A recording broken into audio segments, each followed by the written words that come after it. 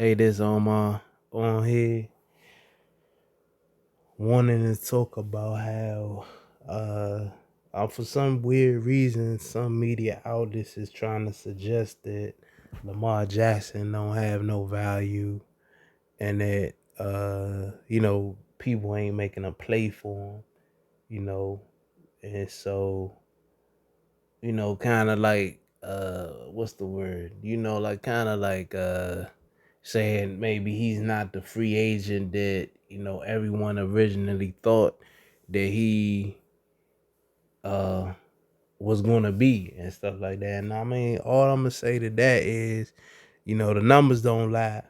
You get what I'm saying? Like, yeah, the past 2 seasons he been hurt, but you look at the seasons, the seasons, prior 2019 was his what?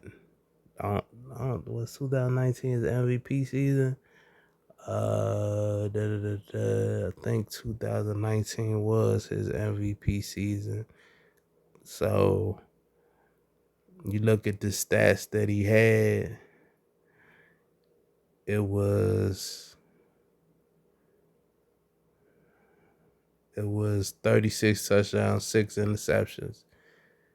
From a rookie year where he had only 6 touchdown passes and 3 interceptions, even though he only played in 7 games, 7 starts out of 16 in his rookie season. He had 6 touchdowns, 3 interceptions with, the rushing yards of 695 yards and 5 touchdowns. That was his rookie year.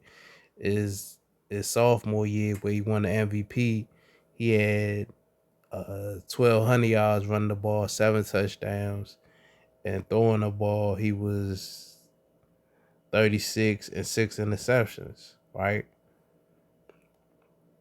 Year after that, 2020, the COVID year, he had 26 touchdowns, 9 interceptions. With what was the yards that he did that year? 2,757 yards. You look at the rushing attack, he was 1,000 yards. He had 7 touchdowns, and he played in 15 games or whatever. So then these past 2 seasons that he was hurt, 2021 he only had 16 touchdowns, 13 interceptions. So that was like his worst interception ratio year and whatnot. And then last year in 12, both the last 2 seasons, 2022 and 2021, he had only played in 12 games. And last year he had 17 touchdowns to 7 interceptions. So he done cut his interceptions ratio down by almost half from the prior year. He had 17 touchdowns, so he was gonna be somewhere in the vicinity of 28 to 30. Yeah, 12. I'm saying 12 games, and it's a 17 game season, and it's like the Ravens was like looking like they had to play all the way to the end. You know what I'm saying? So it was he was gonna have somewhere between 28 and 30 touchdowns, possibly throwing the ball and rushing the ball. He had 764 yards, so he probably would have eclipsed over 1,000 yards again. And then he had 3 touchdowns. He probably would have had maybe 6 touchdowns, possibly. And so you gonna tell me a guy that's producing at that type of clip is don't have no value, and he was in an offense that was more a run first oriented offense. Nah, I don't believe that shit. I think that he got a ton of value. They trying to say, oh, cause if he had an agent, he would have already been signed. And I mean, we can guesstimate and all that crap as far as that go, but that's not necessarily the case. What could possibly be the case is he see somebody like Geno Smith. There's been for the most part, he's been a backup the past few seasons. He had he had one monster season and got paid 3 years the money that I guess he was asking for.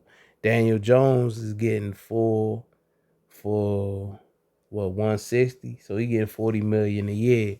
So at the bare minimum, he gonna be wanting something that's in the top five. You know, like I said, because those guys wasn't even MVPs or whatever.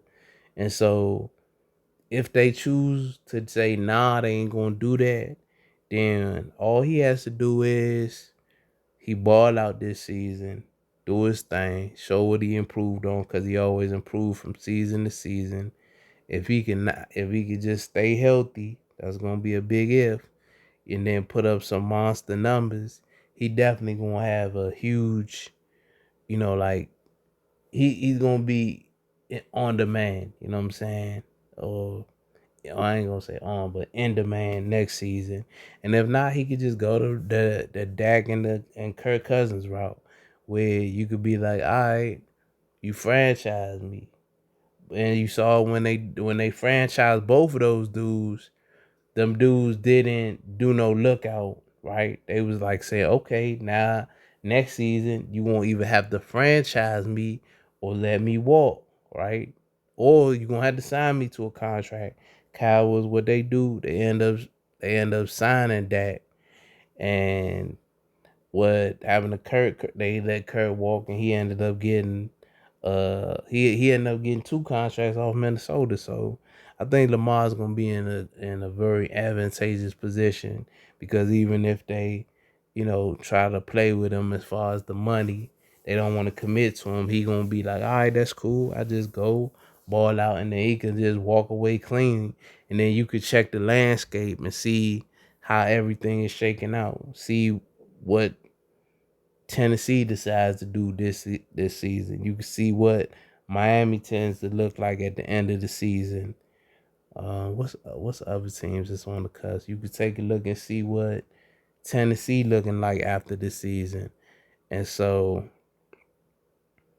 you know, you can see what the Jets decide to do, after their quarterback situation.